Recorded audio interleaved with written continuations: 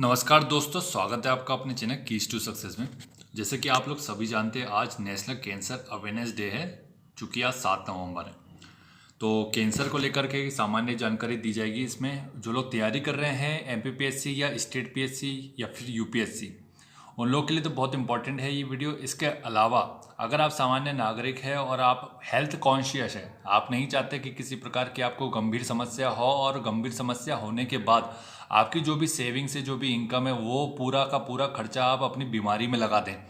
इंसान पैसे इसलिए कमाता है क्योंकि वो अपने जो भी शौक होते हैं वो पूरा कर सके, अपने घर की ज़रूरतें, अपनी ज़रूरतों को पूरा कर सके, अपने सपनों को छू सके, अपने सपनों को पूरा कर सके। लेकिन यदि आप बहुत सारी गलतियां करते हैं, कुछ छोटी छोटी गलतियां बार बार करते हैं, तो उससे आपको गंभीर समस्या हो सकती है। तो आज के वीडियो जो है वो डेडिकेटेड है कैंसर को लेकर के, और कैंसर को लेकर के दो नई अलग अलग रिपोर्ट आ रही है। पहली रिपोर्ट तो अपन WHO के अनुसार इंडिया में कैंसर का बर्डन जो हो जाएगा 2025 तक 29.8 मिलियन, मतलब 2.98 करोड़, लगभग मान के चलिए 3 करोड़ मरीज हो जाएंगे 2025 तक। इस वीडियो में हम कैंसर की अर्थ क्या है, इसकी परिभाषा क्या है, स्थिति क्या है कि वर्तमान में कैंसर के कितने मरीज आ रहे हैं, कितने की मौत हो जाती है भारत के स्तर पर और वैश्विक स्तर पर, इसके प्रकार क्या होते हैं, सार्कोमास, लिम्फोमास, ये क्या होते हैं, कारण, समाधान, सरकारी उपाय, सरकार ने अभी तक कौन कौन से प्रोग्राम चलाए, और सुझाव, आपको किस प्रकार की डाइट रखनी चाहिए अपनी, एल्कलाइन क्या होता है, एल्कलाइन डाइट क्या होती है, एसिडिक डाइट क्या होती है, बैलेंस डाइट क्या होती है, इसके बारे में सामान्य जानकारी देंगे ताकि आप स्वस्थ रह सकें।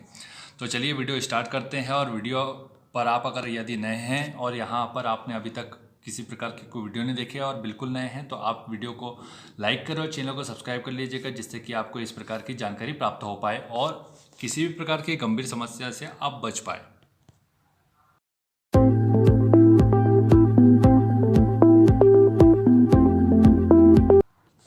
सबसे पहले हम परिभाषा देखेंगे या फिर इसको समझेंगे कि एक्चुअल में कैंसर होता क्या है। तो कैंसर क्या होता है, हमारे शरीर का निर्माण किससे होता है, सेल से होता है। बहुत सारी सेल से मिलकर के बॉडी का निर्माण होता है पूरे, ठीक है। तो सेल जो होती है बॉडी की यूनिट होती है।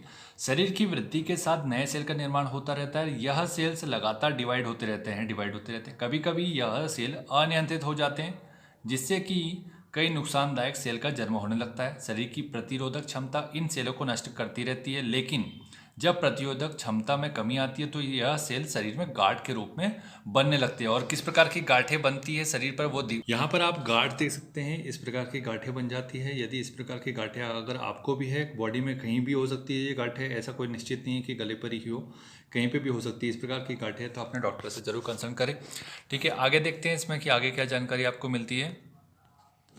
आगे ये है कि यह सेल शरीर में गांठ के रूप में बनने लगती है। यह गांठ ट्यूमर बन जाता है बाद में। फिर यह गांठ दो प्रकार की होती है, एक बिनाइन होती है और मेलिग्नेंट होती है, जो कि एग्जाम की तैयारी कर रहे हैं उन लोग के लिए इंपॉर्टेंट है। अन्य लोग जो आए हैं यहाँ पर, जो देख रहे हैं वीडियो, उन लोग नॉर्मल सुन सकते हैं और समझ सकते हैं बातों को।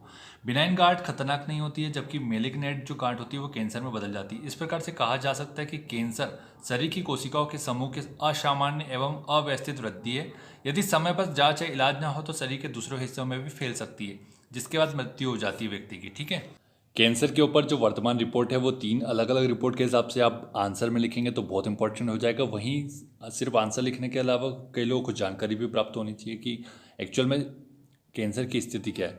तो कैंसर की स्थिति यह है कि कैंसर रजिस्ट्री प्रोग्राम के अनुसार देश में प्रतिदिन औसत 1300 लोगों की मौत कैंसर की वजह से हो जाती है। और वहीं WHO ये कहता है कि ग्लोबल रिपोर्ट में प्रत्येक 10 व्यक्तियों में से एक कैंसर होने की संभावना है भारत में। इसके बाद बात करते हैं कि जनरल ऑफ ग्लोबल ऑकोलॉजी की स्टडी के हिसाब से ये बात निकल के आती है कि भारत में मरने वालों की संख्या विकसित देशों की संख्या की तुलना में दोगुनी है। मतलब यदि विकसित देशों में 10 में से 3 या 4 लोग मरते हैं, तो भारत में 10 में से 7 कैंसर के मरीजों की मृत्यु होती है, ठीक है। इसके अलावा जो रिपोर्ट में कहा यह गया है कि देश में हर साल देश में 88 लाख लोगों की कैंसर से मौत होती है। और आज दिवस है कैंसर अवेयरनेस डे, ठीक है। अभी 2020 में जो कैंसर के मामले थे 13.9 लाख रहने का अनुमान था, जो 2025 तक 15.7 लाख हो जाएंगे, ये ICMR ने बोला है ऐसा, ठीक है। 6 मिलियन मतलब कि मान के चलिए 96 लाख जो है लोगों की मृत्यु कैंसर के कारण होती है। और 18.1 मिलियन केस आते हैं हर साल, मतलब 1.81 करोड़ कैंसर के मरीज मिलते हैं हर साल, ठीक है।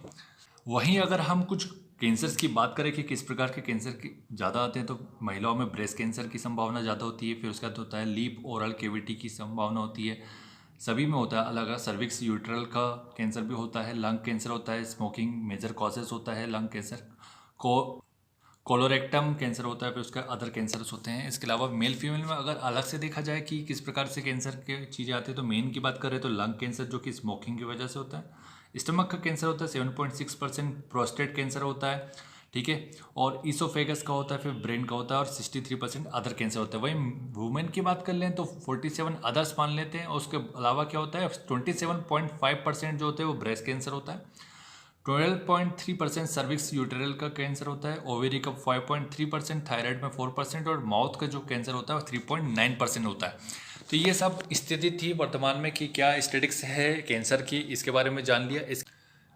इसके बाद यदि हम कैंसर के टाइप जानना चाहें कि कितने प्रकार के कैंसर होते हैं, तो इसमें होता है एक कार्सिनोमास होता है, फिर ल्यूकोमास होता है, सार्कोमास होता है, अन्य जो होता है वो होता है अपना लिम्फोमास, जिसमें क्या क्या होता है cancer of brain and spinal cord.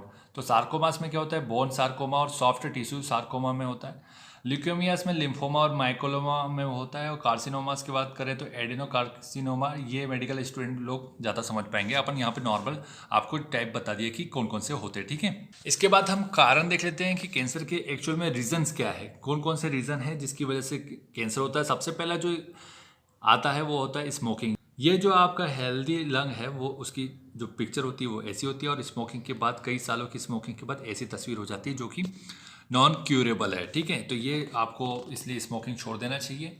बात कर लेते हैं तो इस स्मोकिंग के ऐसे भी केसेस आते हैं, इसमें मौत का कैंसर होता है। अब एक इमेज जो कि काफ़ी वायरल हुई थी, और ये एक मूवी है वो भी काफ़ी वायरल हुई थी, जिसमें कि यूथ को टोटली बॉलीवुड की जो भी मूवीज़ बनती है मैक्सिमम मूवीज़ जो होती है यूथ को बिगाड़ने का काम करती है। वहीं साउथ इंडियन मूवीज़ की बात कर ली जाए तो वो युवाओं को कुछ ना कुछ सीख जरूर देती है।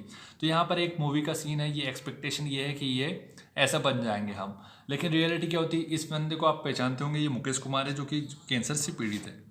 गर्ल्स में भी आजकल स्मोकिंग की संख्या बढ़ती चली जा रही है। सिर्फ स्मोकिंग की वजह से जो स्मोकिंग कर रहे हैं सिर्फ उसी को नुकसान नहीं होता है, इसके अलावा जो उसके आसपास के लोग खड़े हुए हैं इन्वायरमेंट में भी स्मोकिंग की वजह से जो पॉल्यूशन होता है और आसपास के जो लोग होते हैं उनमें भी यह संभावना होती है। इसका मतलब ये नहीं है कि आप ये मान के चले कि जो कर रहा है उसी को कैंसर होगा या फिर अन्य लोगों को नहीं होगा। इसी वजह से क्या होता है कि जब आपके सराउंडेड एरिया में कोई स्मोकिंग कर रहा है, पब्लिक प्लेस में खासकर कोई स्मोकिंग कर रहा है, तो आप उसे टोक सकते हैं, उसे बता सकते हैं पब्लिक एथिक्स क्या होते हैं, इस प्रकार की चीज़ें न की जाए, ठीक है। और बात कर लेते हैं लड़कियों में भी स्मोकिंग की समस्या हो रही है, यह सब आप देख सकते हैं। और सेकंड कारण की बात कर लीजिए तो इसमें होता है ड्रिंकिंग तो आपको पता है कि आजकल युवाओं में फैशन हो गया है, इस प्रकार के स्टाइल का उसे हिस्सा मान लिया गया है और ड्रिंकिंग इस प्रकार से की जाती है। यदि आप पैसिव स्मोकर और ड्रिंकर है तो आपको समझ जाना चाहिए। अगर डेली यूज़र हैं आप, तो डेली अगर करते हैं स्मोक करते कंज्यूम करते हैं इसको, तो फिर ये आपके लिए डिज़ास्टर बन जाएगा।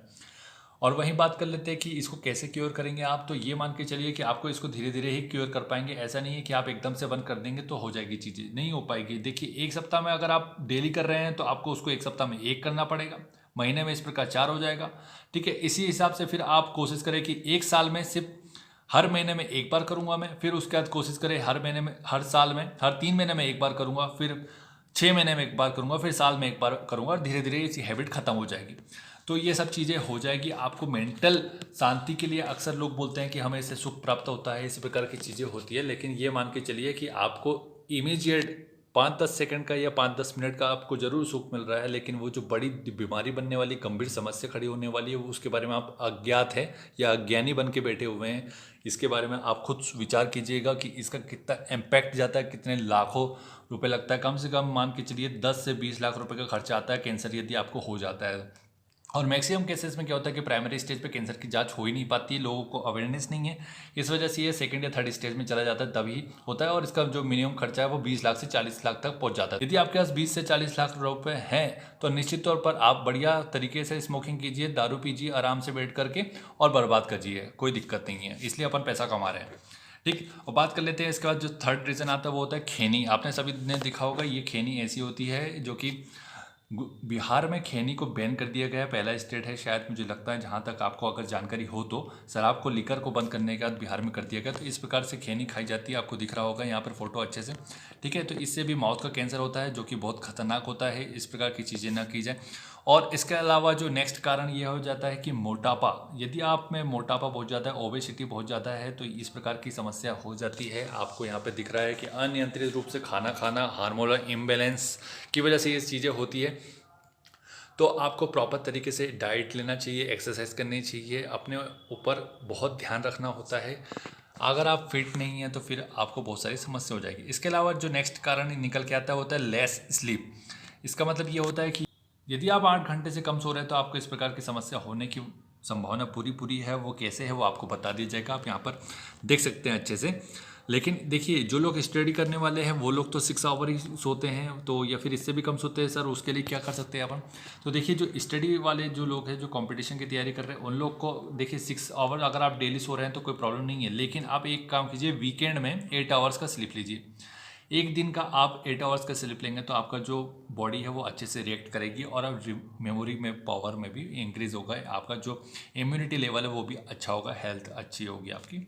और यदि आप किसी प्रकार के कंपटीशन की तैयारी नहीं करते हैं, और अगर सिर्फ आप एक आम इंसान है, तो आप 8 आवर्स तो आराम से सोइए, कोई दिक्कत नहीं है इसमें। इसके अलावा फिर आपके जो समय मिलता है वो उसको कीजिए। लेट नाइट स्लीप कई लोग करते हैं, 2 से 3 के बाद सोते हैं इस वजह से, और सुबह 8 बजे उठना होता है, कई का वर्किंग आवर होता है, ऑफिस जाना होता है, इस वजह से वो प्रॉपर सो नहीं पाते। तो आप इस प्रकार से नहीं करें, अपने दिनचर्या को सुधारें। तो लेस स्लीप के ऊपर बात कर लेते हैं कि जो यदि आपका लेस स्लीप होता है तो आपको क्या क्या प्रॉब्लम हो सकती है, यहाँ पर बताया गया है। स्ट्रोक रिस्क की संभावना बढ़ जाती है, ओबेसिटी आपको पता है, मोटापे की समस्या हो जाती है, रिस्क ऑफ सम कैंसर में इंक्रीज, कैंसर की संभावना बढ़ जाती है, स्ट्रेस हार्मोन बढ़ते हैं, डायबिटीज हो जाता है, हार्ट की डिसीज हो सकता है आपको, स्ट्रोक आ सकता है आपको, ठीक है, बीपी की समस्या हो सकती है, स्पर्म काउंट डिक्रीज हो सकता है आपका, risk of death goes up, मतलब कि आपकी जो मरने की संभावना है वो बहुत ज़्यादा बढ़ जाएगी, ठीक। और इसके अलावा बात की जाए तो आपको भूख अत्यधिक लगती है, इस प्रकार की समस्या हो सकती है आपको, कभी कम लग सकती है, कभी ज़्यादा लग सकती है, ठीक है। इसके अलावा ये है कि नॉट लुकिंग योर बेस्ट, आप अपने आप को अच्छा नहीं देख पाते। आप भी जब मिरर में अपने आप को देखते तो आप अच्छे नहीं दिखते, इससे आपका कॉन्फिडेंस लेवल गिरता है। जब आप सड़कों पे कहीं जाते हैं, कहीं किसी को ज्वाइन करते हैं, कहीं पार्टी में जाते हैं, मूवीज़ देखने के लिए जाते हैं, तो आप अपना जो कॉन्फिडेंस है वो उसको कम पाते हैं, ठीक है। इम्यूनिटी वीक हो जाती है, आपके ब्रेन टिश्यू लूज होने लगते हैं, ठीक है, लेस फोकस होता है, मेमोरी में प्रॉब्लम होने लगती है, इस प्रकार का इमोशनल इम्बेलेंस होने लगता है आपको।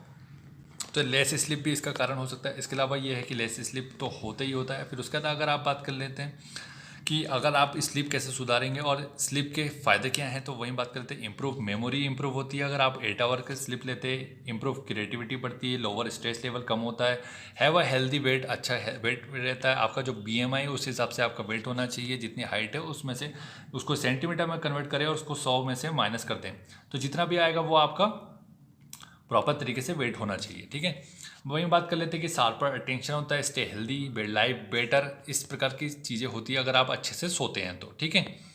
अब इसके अलावा एक अन्य कारण वो ये है कि स्ट्रेस लेवल की वजह से भी आपकी बॉडी जो होती है ऐसे हार्मोन रिलीज़ करती है, जिसकी वजह से आपको क्या होता है कि हेल्थ में इम्पैक्ट पड़ता है, आपको कैंसर की संभावना भी होती है। पहले तो अपन बात कर लेते हैं कि स्ट्रेस का इम्पैक्ट क्या होता है। वो होता है कि वेट गेन हो जाता है, इम्यूनिटी आपका वीक होता है, इंसोमोनिया की समस्या होती है, मतलब नींद नहीं आती, गट का हेल्थ आपको अच्छा नहीं रहता है, छोटी आंत की बात कर रहे हैं, एक और पेन बना रहता है, हार्ट की हेल्थ ख़राब हो सकती है, कार्डियोवेस्कुलर अटैक हो सकता है, आपको मेमोरी पावर लूज होता है, डायबिटीज़ हो सकती है, ठीक है, इस प्रकार की समस्या हो सकती है।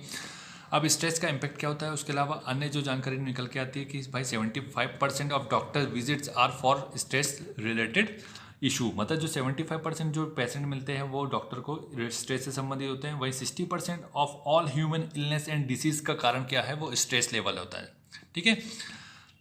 अब वहीं बात कर लेते हैं कि स्ट्रेस की वजह से क्या और गंभीर परिणाम हो सकता है। हार्ट डिसीज हो सकती है 40% केसेस में, हार्ट अटैक हो सकता है 25% में, स्ट्रोक लेवल हो सकता है 50% में। अब आपको बात की जाए, एक अच्छा एग्जांपल दिया जाए आपके सामने कि इस प्रकार की संभावना कैसे हो सकती है। आपने देखा होगा कि हाल ही में बहुत सारे celebrity at the age of 40 के आसपास ही हार्ट अटैक और हार्ट से संबंधित बीमारियों से इनकी मृत्यु हुई। जैसे कि आप बात कर सकते हैं राजू श्रीवास्तव की, सिद्धार्थ शुक्ला की और आर राजकुमार, जो कि साउथ इंडियन सिनेमा के एक सुपर स्टार थे, तो ये तो हेल्थ फ्रिक थे, उसके बाद भी इनको इस प्रकार की समस्या कैसे हुई? तो आप इनकी जो लाइफ स्टाइल है अगर वो जा करके देखेंगे तो सिद्धार्थ शुक्ला को आप स्मोकिंग करते हुए देख सकते हैं बहुत बार, और उनका जो एंगर है वो स्ट्रेस रिलीज, मतलब उनका स्ट्रेस लेवल बहुत ज़्यादा अप था। वहीं राजू श्रीवास्तव की बात कर ले तो उनका जो दिनचर्या था, ड्रिंकिंग भी करते थे वे, इस प्रकार की बातें कई बार निकलते हुए सामने आती है। और उनका जो लाइफ स्टाइल है, मतलब जो आप सो नहीं पाते हैं, जैसे केके की बात कर ले तो केके भी अभी हाल ही में हार्ट डिसीज़ की वजह से उनका देहांत हुआ है। तो ये आप उसको कारण देखने में पड़ेंगे कि ये किस कारण से ऐसा हो रहा है। वो लेट नाइट शो करते थे, लेट नाइट शो की वजह से क्या होता है, आपका रात में आपका जो बायोलॉजिकल साइकिल है वो प्रॉपर रिस्पॉन्स नहीं करता है, आपको हार्ट डिसीज होने की संभावना, बीपी बढ़ता है, हार्ट रेट बढ़ता है, इस प्रकार की चीज़ें होती है। आप लेस स्लीप लेते हैं, ये सब समस्या हो सकती है, ठीक है। और इसका मतलब ये नहीं कि आप जिम जाते हैं या फिर किसी प्रकार की एक्सरसाइज करते हैं तो उससे कुछ नहीं होगा। जिम भी जाने का और एक्सरसाइज करने का भी एक तरीका होता है। अगर आप ज़्यादा पैसिव एक्सरसाइज कर लेते हैं तो भी उससे दिक्कत हो सकती है, जो कि आर राजकुमार के केस में हुआ, ठीक है। स्ट्रेस रिस्पॉन्स कैसे करता है उसके ऊपर बात कर लेते तो स्ट्रेस ऐसे रिस्पॉन्स करता है कि ये मान लीजिए आपका ब्रेन है, ब्रेन में पिट्यूटरी ग्लैंड होता है जिसे मास्टर ग्लैंड बोला जाता है। इसमें एसीटीएच जो हार्मोन होता है, एड्रीनो कार्टिकोट्रॉपिक हार्मोन, एड्रिनल ग्लैंड से निकलता है जिसमें कार्टिसोल एड्रेनलिन होता है, ठीक है। तो ब्लड स्ट्रीम में ये जाता है और फिर उसके बाद क्या होता है, इसको रिलीज करने के लिए ये उत्तेजित करता है। तो इसके बाद क्या क्या हो सकता है इसमें कि लीवर कन्वर्ट ग्लाइकोजन को क्या होता है ग्लूकोज में कन्वर्ट कर देगा, और ग्लूकोज जब बन जाएगा ग्लाइकोजन तो उससे क्या होगा, बीपी बढ़ेगा, बीपी में इसका लेवल बढ़ जाएगा शुगर का। इंक्रीज स्वेटिंग की संभावना बढ़ सकती है, पसीना आएगा आपको, फास्ट ब्रीदिंग हो जाएगी, एक्सेलरेटिंग हार्ट रेट की जो एक्सेलरेशन है, स्पीड है वो बढ़ जाएगा, टनल विजन हो जाएगा, आपको जो आई विजन है वो खराब हो सकता है, डाइजेशन स्लो डाउन, ये सब समस्या हो सकती है स्ट्रेस की वजह से। और इसका टोटल इम्पैक्ट जो जाएगा वो आपके हार्ट पे ही जाना है, ठीक है। बात कर लेते हैं कि स्ट्रेस के जो सिम्टम्स है वो बात कर लेते हैं कि किस प्रकार के होता है। फास्टर ब्रीदिंग, ये सब आप पढ़ सकते हैं, देख सकते हैं। Faster breathing, faster heart rate, dry mouth, sweaty palm, tension in neck, tension in shoulder, nausea, constipation, diarrhoea. Long term में इफेक्ट की बात करें तो high BP, headache, dizziness, excessive sweating, nervous indigestion, neck and back pain, rashes, allergies, ulcers. Ulcer मतलब ये कि आपके पेट में अम्लता बढ़ जाना, ठीक है। एक अन्य कारण देखते हैं यहाँ पर कि एसिडिटी की समस्या बहुत लोगों में आम है, इससे भी आपको कैंसर हो सकता है। उसके ऊपर बात कर लेते हैं कि भाई कैसे हो सकता है। आपको पता है कि HCl जो होता है बॉडी में रिलीज होता है, और HCl का काम आपको पता होगा, आपने साइंस में पढ़ा होगा, ठीक है। तो HCl का काम क्या है, हानिकारक बैक्टीरिया को ख़त्म करना है, भोजन को गलाना है, इस प्रकार की चीज़ें करना होता है, ठीक है। अपन ज़्यादा डेप्थ में नहीं जाएंगे, नहीं तो वीडियो बहुत बड़ा बन जाएगा। और बात कर लेते हैं कि होम रेमेडीज़ फॉर एसिडिटी को कम करने के लिए आप कौन से घरेलू उपाय कर सकते हैं, जिसमें अजवाइन खा सकते हैं, आप जिंजर खा सकते हैं, clove, garlic, mint leaf, buttermilk, cumin seed, banana, cinnamon, basil leaves, fennel seeds, apple और विनेगर। तो इसमें से आपको पता है कि अगर यह आप इंडियन हैं तो यहाँ पर आप कुछ चीज़ें तो खा सकते हैं कि जैसे अजवाइन खा सकते हैं, कीले ले सकते हैं, आप लौंग ले सकते हैं, अदरक ले सकते हैं, लहसुन ले सकते हैं, ठीक है। इस प्रकार की चीज़ें खा सकते हैं आप। वहीं बात कर लेते हैं, सेब भी ले सकते हैं, बटर मिल्क भी ले सकते हैं, इसमें से कुछ चीज़ें ही लेंगे तो इससे फ़ायदा आपका हो जाएगा। अब बात करते हैं कि कुछ एसिडिक फूड होते हैं जिससे की वजह से एसिडिटी बढ़ती है और फिर अल्सर की गंभीर समस्या होती है। अल्सर मतलब फिर वो आपको कैंसर तक ले जा सकता है। तो पेस्ट्री से हो जाता है, रेड मीट हो जाता है, आर्टिफिशियल स्वीटनर होता है, बीफ होता है। रेड मीट के कंजम्पशन की वजह से एक हॉलीवुड एक्टर है, यदि आपने देखा होगा, जिन्होंने बहुत बड़ी मूवी है उसमें काम किया है, उनकी जो डेथ हुई है उनका कारण था रेड मीट कंजम्पशन की वजह से। तो ये सब चीज़ें आपको देखनी होगी। मिल्क की वजह से भी हो सकता है, मिल्क भी एक एसिडिक फूड है। Crackers, peanut, corn, hard liquor यदि आप बहुत ज़्यादा कंज्यूम करते हैं, ice cream, canola oil, ketchup, corn, donuts, can, तो ये एसिडिक फूड है। किस प्रकार से खाना है, कैसे खाना है, ये सब देख लीजिएगा। इसके अलावा बात कर लेते हैं तो आपको बैलेंस वे में रखना होगा, मतलब अगर आप डाइट ले रहे हैं, एसिडिक ले रहे हैं तो एल्कलाइन भी लेनी पड़ेगी, तो न्यूट्रल हो जाएगा वो, ठीक है। तो यहाँ पर कुछ एल्कलाइन वाटर के बारे में बात की जा रही थी कि जिसमें एल्कलाइन वाटर ज़्यादा होता है। यहाँ पर दिख रहे हैं कुकुम्बर से, ककड़ी से लेकर के आपको आम, स्ट्रॉबेरी, तरबूज, ठीक है, ये सब, पपीता दिखता है, टमाटर दिखता है, यहाँ पर आप ले सकते हैं यदि नहीं लेते हैं तो। वहीं बात कर लेते हैं कि कुछ एल्कलाइन फूड्स के बारे में बात कर लेते हैं, और फ्रूट्स के बारे में बात कर लेते हैं कि फ्रूट्स, सीड्स, टोफू होता है, कोकोनट होता है, एप्पल होता है, लेमन होता है, मैंगो होता है, कीवी। इसमें से आप जो भी आपको ठीक लगता है वो ले सकते हैं आप, ताकि बैलेंस डाइट में रह पाए। अब वहीं संतुलित आहार की बात कर लेते हैं कि कुछ चीज़ें उपाय के ऊपर बात कर लेते हैं कि भाई किस प्रकार से आप सुधार सकते हैं सब चीज़ को। तो आपको बैलेंस डाइट लेना पड़ेगा। बैलेंस डाइट में आप बहुत सारी चीज़ ले सकते हैं। विटामिन लेना होगा आपको, मिनरल्स होने चाहिए आपके खाने में, ठीक है, फैट होना चाहिए, कार्बोहाइड्रेट होना चाहिए, आयरन, कैल्शियम, ये सब चीज़ें होनी चाहिए, तभी आपका हो पाएगा।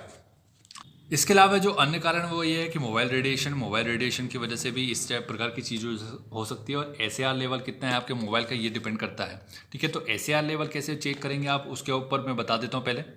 यदि आपको अपने मोबाइल का एसएआर लेवल चेक करना है तो सबसे पहले आप कीपैड में ये डायल करें *#07#। तो इससे आपको यहाँ पर ऐसा मैसेज दिखेगा, इसको जूम कर लेते हैं थोड़ा सा, और यहाँ पर आपको जो हेड एसएआर है यहाँ पर दिखेगा 0.353, ठीक है। तो इस आपका जो 1.6 से ज़्यादा नहीं होना चाहिए एसएआर लेवल। अगर एसएआर लेवल इससे ज़्यादा है तो ये मान लीजिए कि वो मोबाइल आप गलत यूज़ कर रहे हैं, आप उसे चेंज कर दें यथाशीघ्र। बात कर रहे थे एसएआर लेवल का, ठीक है।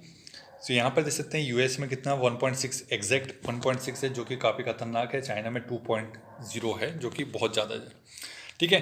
तो ये रेडिएशन की वजह से, मोबाइल रेडिएशन की वजह से भी आपको समस्या हो सकती है, गंभीर संकट हो सकते हैं, और जो कि आपके कैंसर का कारण बन सकते हैं। आपका स्किन डैमेज हो सकता है, आपका टिनिटस हो सकता है, माइंड प्रॉब्लम, मेंटल प्रॉब्लम हो सकता है, इस प्रकार की समस्या होती है।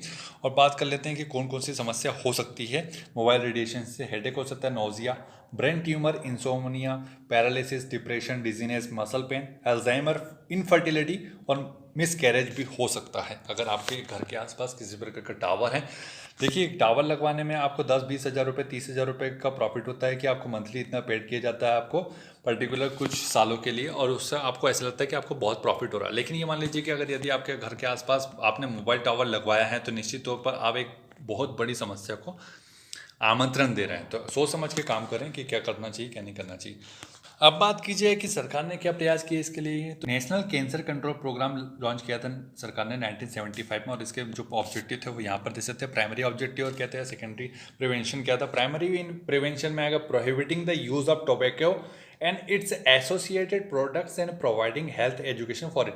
मतलब तंबाकू के जितने भी प्रोडक्ट है उसको यूज़ नहीं करना है, और आपको लोगों को जागरूक करना है इसके बारे में, ठीक है। सेकेंडरी प्रिवेंशन में बोला गया है कि diagnosis of throat, mouth, breast tobacco causes cancer and general cancer in their initial and primary stage के ऊपर आपको इसको पता करना होगा, डायग्नोस करना होगा कि आपको कैंसर के लक्षण है या नहीं है। टर्सरी प्रिवेंशन में यह बात कर रहे हैं कि strengthening the involved organisation for general treatment, surgery, radio and chemotherapy for the pain relieving treatment. तो आपको इस प्रकार से ट्रीटमेंट दिया जाता है कीमोथेरेपी के माध्यम से। जैसे कि आपको अभी कुछ देर पहले ही लक्षण बताए हैं, उसके अलावा अन्य जो लक्षण है वो यहाँ पे दे सकते हैं कि आंत और मूत्राशय की आदतों में परिवर्तन होता है, घाव जो जल्दी नहीं भरते, शरीर के किसी हिस्से में असामान्य रक्तस्राव या स्राव होता है, वजन में अस्पष्टीकृत गिरावट या भूख न लगना, निकलने में परेशानी होना, तिल या मत्स्य में कोई परिवर्तन, लगातार खांसी या आवाज़ में भारीपन। तो इस प्रकार के लक्षण जो होते हैं वो कैंसर के होते हैं, ठीक है। अब बात कर लेते हैं इसके बाद कि कैंसर की जांच कैसे होती है। तो कैंसर की जांच कैसे की जाती है, यहाँ पर देख सकते हैं टोमोसिंथेसिस और लिक्विड बायोप्सी के माध्यम से यहाँ पे कैंसर की जांच की जाती है, ठीक है। अब यहाँ पे कैंसर के उपचार के लिए कुछ बातें बताई जा रही है कि सर्जरी होती है, हाईपेक होता है जिसमें कि हाइपरथर्मिक इंट्रापेरिटोनियल केमोथेरेपी होती है, टारगेटेड थेरेपी होती है, इम्यूनोथेरेपी, पर्सनलाइज ट्रीटमेंट होता है, जीन प्रोफाइलिंग होती है, ठीक है, टेयर और टेस होता है, ट्यूमर एब्लेशन थेरेपी और प्रोटॉन थेरेपी, ये सब चीज़ें को यूज़ किया जाता है। जिसमें कि आपने कई बार देखा होगा गोल्ड 198 आइसोटोप का भी इसमें यूज़ किया जाता है, आर्सेनिक 74 का भी यूज़ किया जाता है, ठीक है। और एक अन्य जो इसका जो सुझाव ये है कि आप अगर सॉल्ट बहुत ज़्यादा लेते तो कम से कम सॉल्ट लें, सॉल्ट भी इसका कारण बनता है कैंसर का, ठीक है। और अगर सॉल्ट अगर आपको ऊपर से लेना हो तो ब्लैक जो काला जो नमक होता है वो ले सकते हैं, सेंधा नमक होता है वो ले सकते हैं। तो कैंसर के ऊपर जो वीडियो बनाया हमने वो कैसा लगा आपको ये बताइएगा। वीडियो थोड़ा बड़ा जरूर बनाया, लेकिन जानकारी आपको पूरी देने की कोशिश की गई है। आप हेल्दी लाइफ रहें, एक्सरसाइज करें, योगा कर सकते हैं, मॉर्निंग वॉक ले सकते हैं, बैलेंस डाइट लेंगे तो आपको किसी प्रकार की समस्या नहीं हो पाएगी। और आज है 7 नवंबर, ठीक है, वर्ल्ड कैंसर अवेयरनेस डे है। तो इस संबंध में जो भी जानकारी आपको बताई जानी थी वो बताई गई है। तो इस वीडियो को आप अपने दोस्तों, परिवारों, मित्रों के साथ जरूर शेयर करें ताकि आप अपने और अपने परिवार चाहने वालों को इस गंभीर समस्या से निजात दिला सके और ऐसी प्रकार की कोई समस्या ना हो इसकी कामना कर सके और उनको ये बता सके कि आप ऐसा कोई कृत्य न करें जिसकी वजह से आपको इस प्रकार की समस्या हो। ठीक है, thank you so much for watching और वीडियो को लाइक कर दीजिएगा, चैनल को सब्सक्राइब कर लीजिएगा यदि आप यहाँ पर नए हैं तो।